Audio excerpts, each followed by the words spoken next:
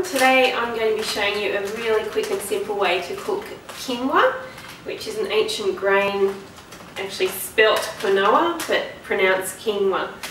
So I'll show you the quickest way I know how to prepare this. So for every cup of quinoa you need 2 cups of liquid.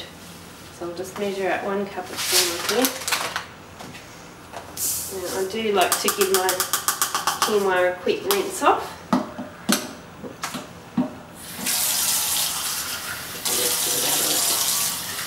Measuring cup.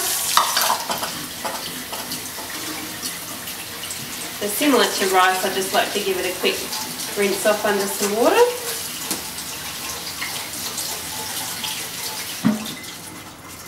Okay, what you'll also need is a pot with a lid. And try not to make it too big a pot, just so it covers nicely and doesn't take too long to come to the boil. Okay, quinoa goes in the pot. Then you're going to need 2 cups of liquid.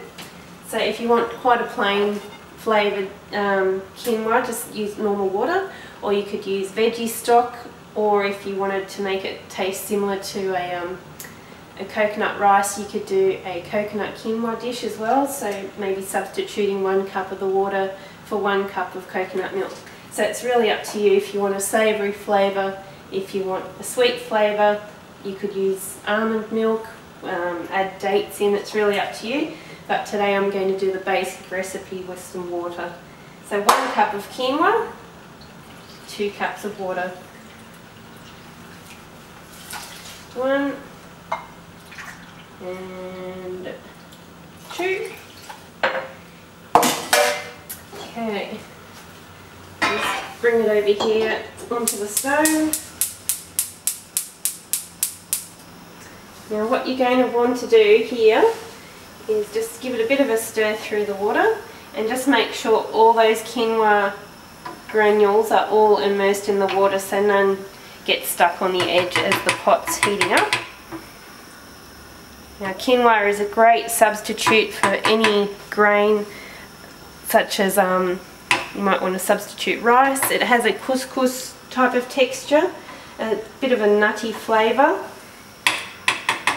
Okay, so what you want to be doing is just making sure that all those granules are under the water, so as the pot heats up it doesn't stick to the edge of the pot.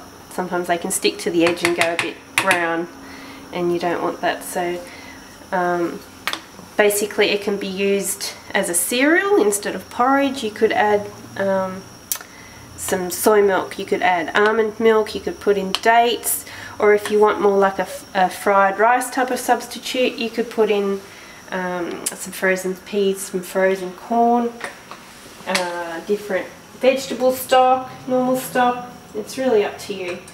So the great thing with quinoa is it's wheat free and gluten free and very, very easy to digest.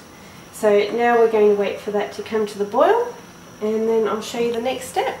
Okay, once your pot is almost boiling, you'll see it's like quite a heavy simmer there.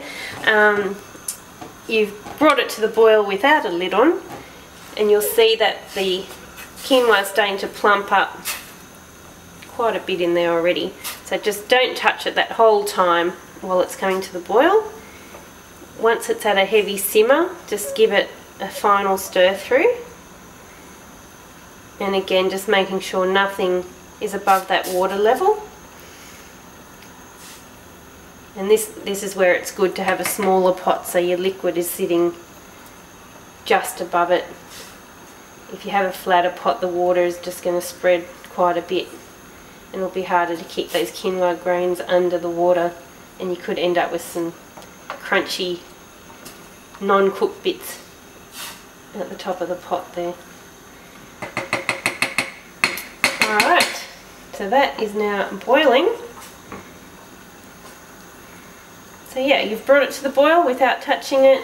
Give it a final stir through.